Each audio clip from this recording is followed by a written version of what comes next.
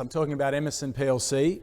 We're developing a potash project in Northern Morocco. I think we like to think of ourselves as a high impact potential investment for investors, but the comment at the top is from a very well respected equities analyst in the City of London who recently initiated on us, and I think really what came out of his initiation note is sector leading capital intensity and capital cost to production, and bottom quartile all-in sustaining cost. That is a very rare combination indeed, and something that excites us a great deal. So Chemisset, which is located in Northern Morocco, is, I think it's a fairly grandiose claim to say it's a world-class asset. But what is it about it that makes us believe that this is world-class? Well, I've already addressed two of the issues, which is, number one, the capital intensity of this project is significantly lower than virtually every other development stage potash project in the world. We're in the bottom 2 or 3 in terms of total capital cost, and the margins are nothing short of outstanding. So based on today's prices, we're talking about EBITDA margins approaching 70%. That is very rare in the mining industry in general, and certainly amongst potash projects in general. As a result, the economics that we put out for our scoping study, which we released in November of last year, are nothing short of outstanding. So an NPV 10 post-tax using industry expert price forecasts of well over $1 billion, very, very low capex, as I said, and a minimum 20-year mine life. So this is a very long-lived asset already, and there's plenty of potential to increase the size of that resource with a lot of ongoing exploration work. We're currently drilling on the project site.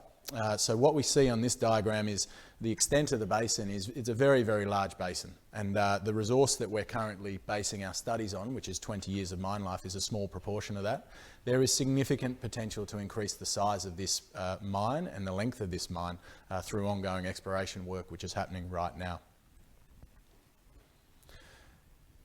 If we think about the potash industry in general, and it may or may not be a mineral that you're familiar with, it's the name given to any mineral that contains potassium and is used in fertiliser.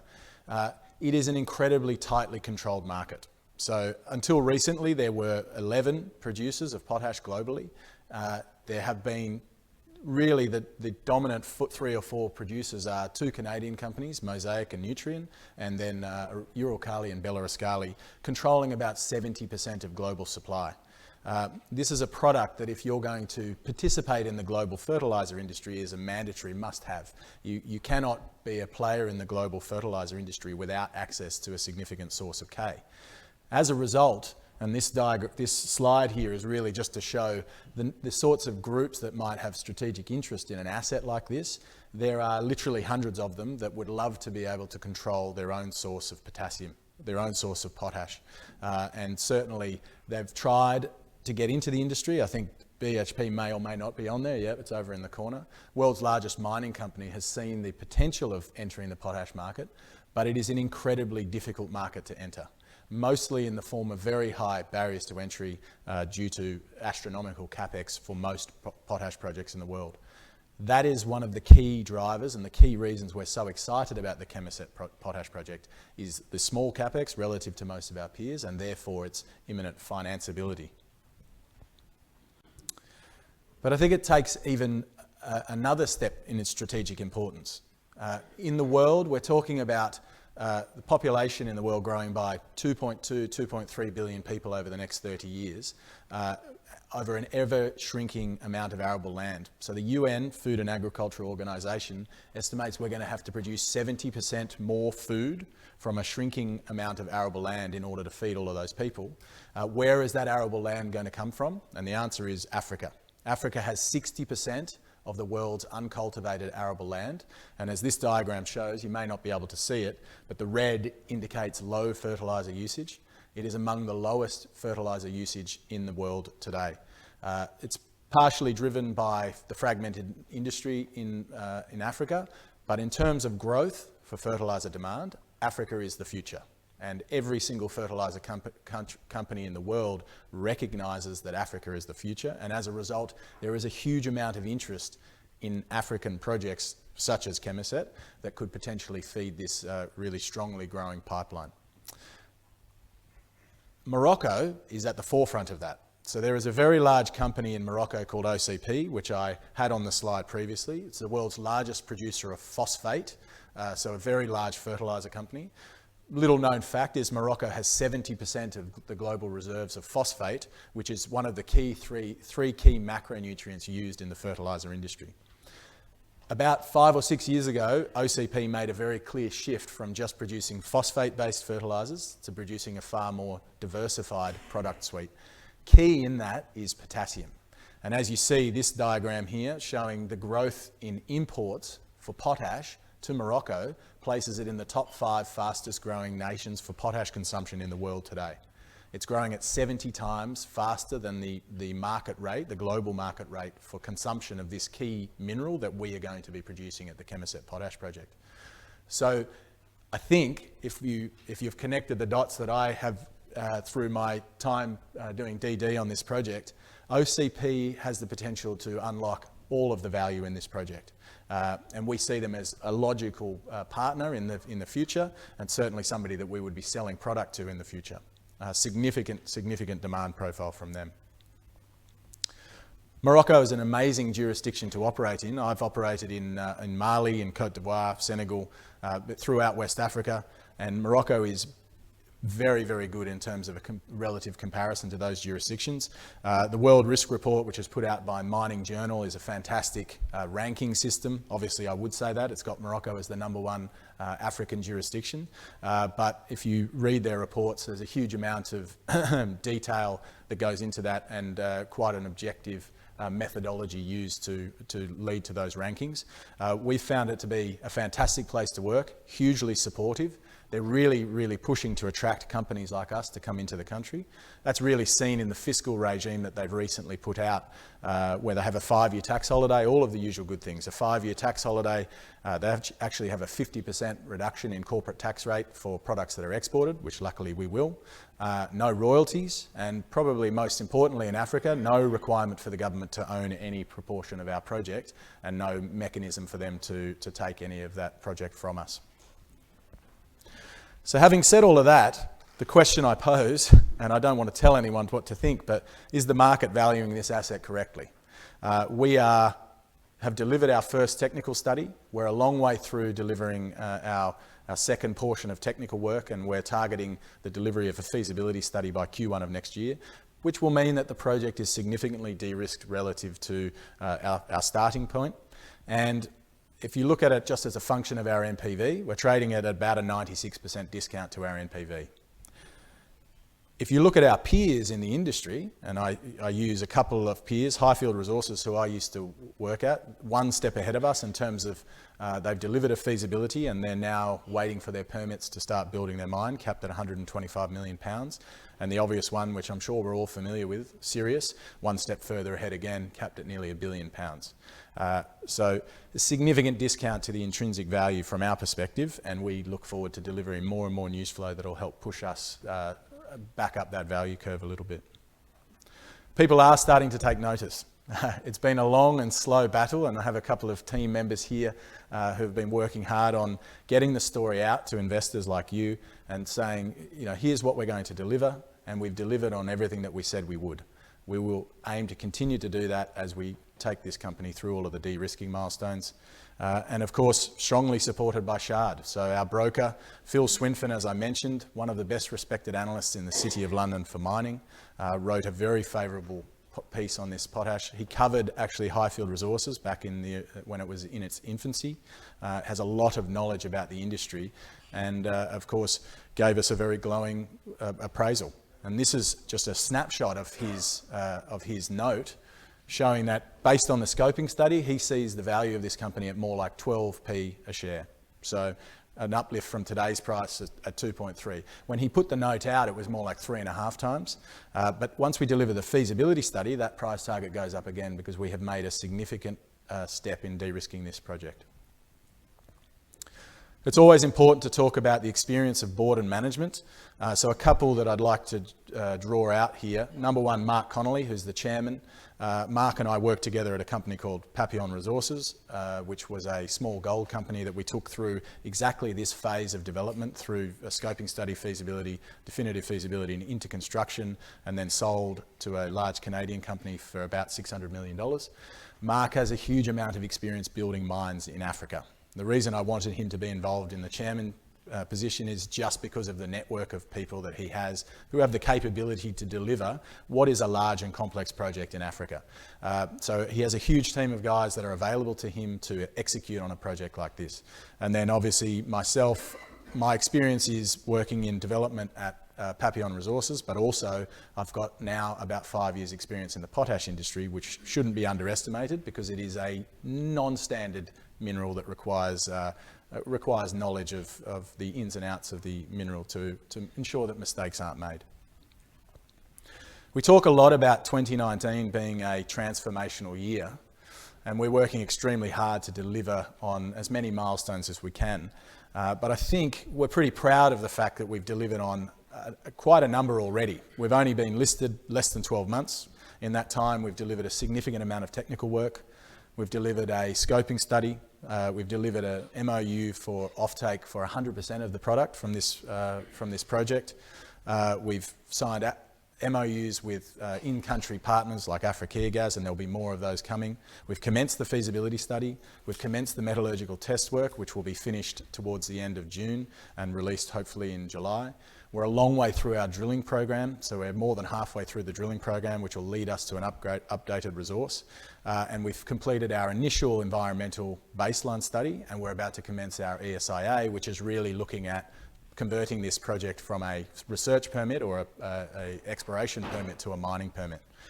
So we're pretty impressed, we're pretty excited with the amount of progress that we've made, and it's going to continue for the rest of this year and into next year as well.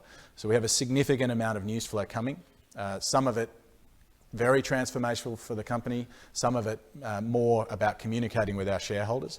But we are accelerating the development of this as quickly as we can, and we see a lot of potential to increase that development as we move towards the closer de-risking milestone of delivering a feasibility study.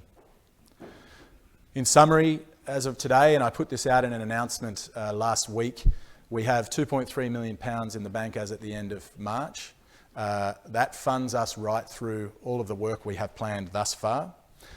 So we are well funded to deliver on all of those milestones. We're in an amazing jurisdiction in Africa, in Morocco. It's one of the best jurisdictions, we think, in Africa. We've got an experienced board and management, and the potash market is certainly a good place to be at the moment with multiple record years of demand.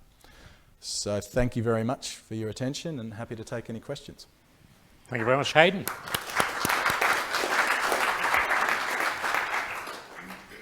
So obviously it's a company people have been looking at on the LSE platform and others. So what questions do we have from the floor? Yeah, one over here. Can you tell us about the quality of the material and the grades that you're getting, and therefore the acceptability of the product that you're like to get? Or maybe your test work isn't complete yet, but give us some indication of that. So the product that's produced is a standard K60 MOP, so there's no difference in our product to any other product that's sold. Some of them are slightly higher grade, but the minimum threshold that you have to meet is what's called a K60 product, which is effectively a 95.5% pure potash. So the product that we will produce is exactly that, and the process circuit has been designed to produce that. In terms of the grade in the ground of the resource, it's about 10%, bit over 10% K2O grade. That's middle of the road in terms of global potash projects. The Canadian grades are very high, but the main difference and the bit that really is the competitive advantage of this project is its location. Transport and logistics in the potash industry makes up a significant percentage of the total cost structure in the industry. So for the Canadians, it's more than 60% of their delivered cost to their customer. The location in Morocco is so good that we more than make up for the difference in our grade by that location advantage. Right, there was a question over here. Oh, well, take that one first. Over there, yeah. How does the quality, cost of extraction and longevity compare with, say, the Woodsmith mine up in Yorkshire? So it's obviously a lot smaller mine as it currently stands. It's a 20-year mine life. We've probably left out another 10 years of resource as it currently stands. And then with exploration, I'd expect there'd be at least another 10 years, maybe more in terms of additional resource. Woodsmith is 100 plus years. I mean, it is an enormous resource. So in terms of the scale, it's going to be a significantly smaller project. And I think that's reflected also in the CapEx. In terms of the product itself, we are producing a product which is, it's a well-known K60 MOP product. So it is the main potassium-based fertiliser sold in the world today. It's about 67 million tonnes a year. The polyhalite product is slightly different. So it's got potassium in it, but it also has a number of other minerals. So it's not really comparable. And I actually think it's probably complementary in the end. They're more competing with the SOP, the chloride-free market. Question over here.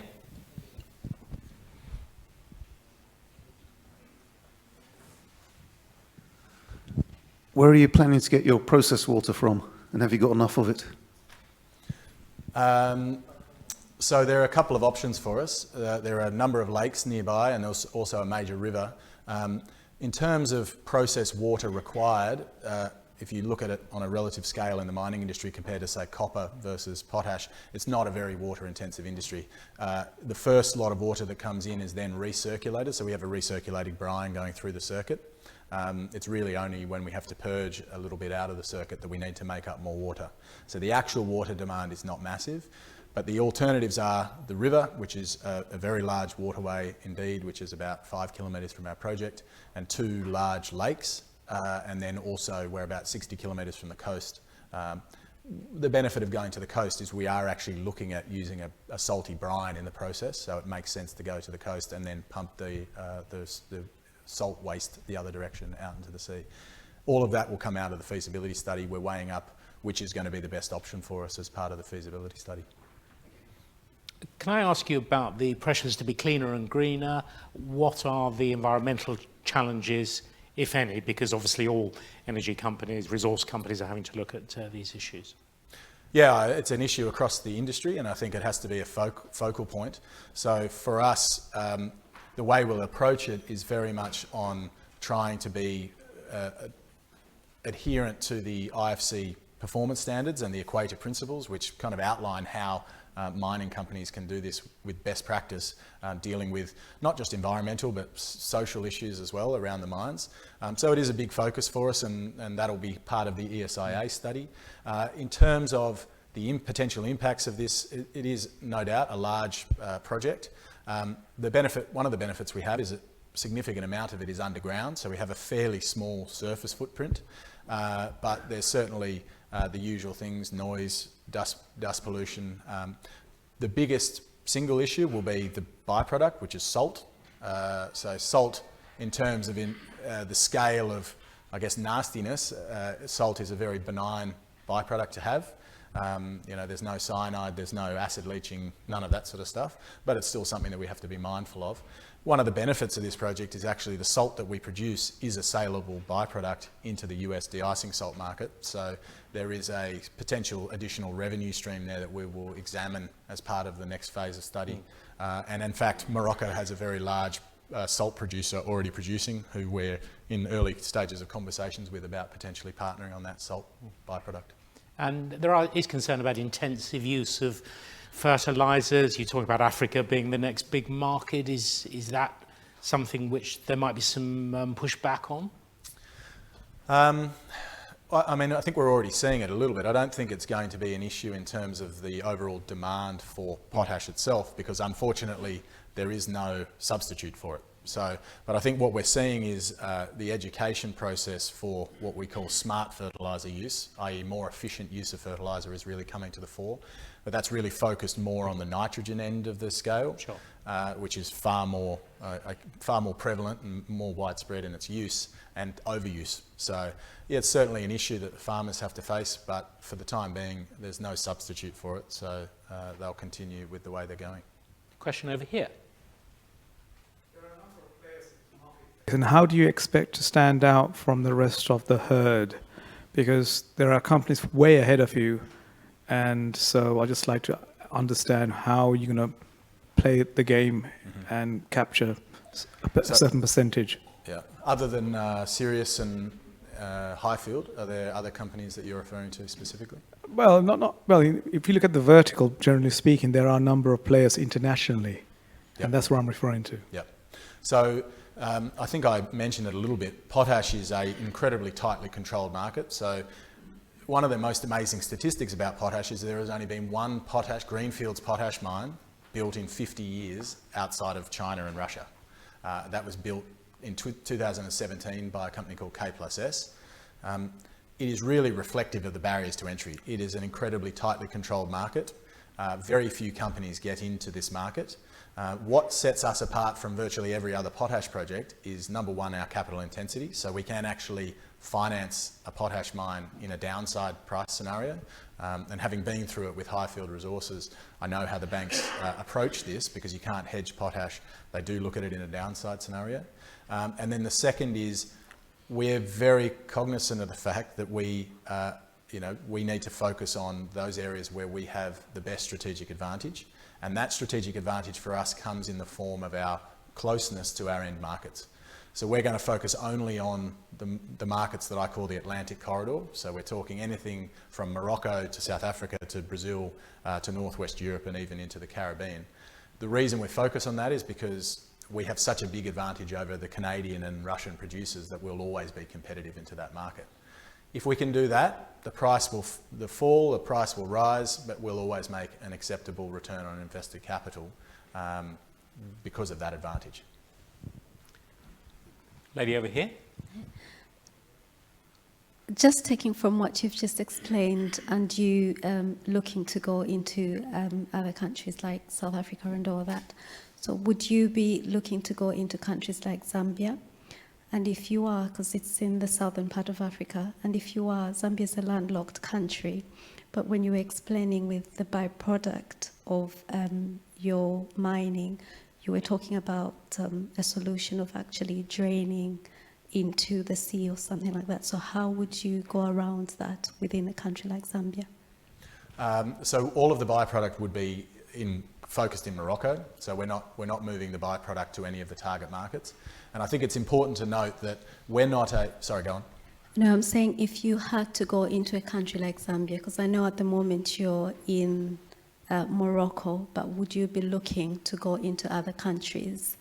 Like how you were saying, you have advantage over like other countries, other companies, and you'd be looking to go into places like South Africa, the Caribbean and all that. So if you had an opportunity to get into Zambia, because I want to have a conversation with you afterwards regarding this, but if you had an opportunity to get into Zambia, you were talking about the byproduct, how you drain it into like the sea, and Zambia is a landlocked country. How would you go around that?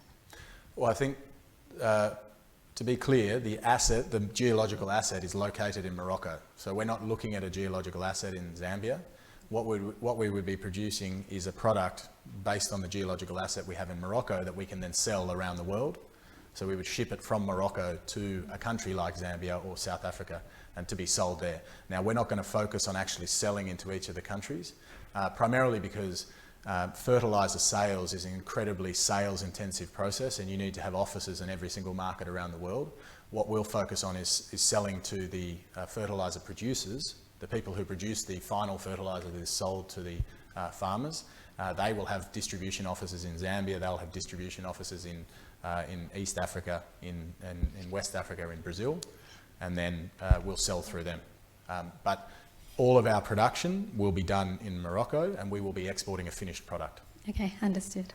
Okay, time for just one more question. At the back. Regarding production, are you going to do it yourself, or are you going to have a partner, or what, farm out, sell out? It's a good question. I think it's still a fairly large capital bill. I mean, it's less than 10% of the last potash mine that was built, but still $200 million of equity required. It makes a lot of sense to talk to potential strategic partners, and we know all of the potential strategic partners in the space. There has been a lot of interest, inbound interest in what we're doing, but it's a time-consuming process to go through those discussions. I think one of the things about the board and management is we have raised north of $500 million for mining projects like this over the past decade. So there's certainly, we have the capability to raise the money, but we'd also see potential advantages in having a partner. The obvious one is OCP. They make a lot of sense to be our partner in this, and I'm sure as we get closer to production, those conversations will start. And you've talked about the future. Obviously, investors like a bit of action, and they can be left waiting. What are the big highlights that could move the share price, would you say? So of the work we've got ongoing at the moment, we have the metallurgical testing, which will be done towards the end of June to be released hopefully in July. We've got the drilling underway, which will result in an upgraded resource, mostly about confidence, but potentially expanding it. We've got early stage discussions on financing side. We've got early stage discussions on strategic partnerships in countries similar to the Africa gas discussion. And then obviously the feasibility study is a huge piece of work. But we're going to break that into smaller components as we did for the scoping study, and we'll continue to release those to the market with a reference back to what it means and how it compares to the scoping study. So people should be able to form a view of what our feasibility study will look like before we release it. So there's a lot of things going on. Thank you. Very comprehensive. That's Hayden Locke. Thank you very much.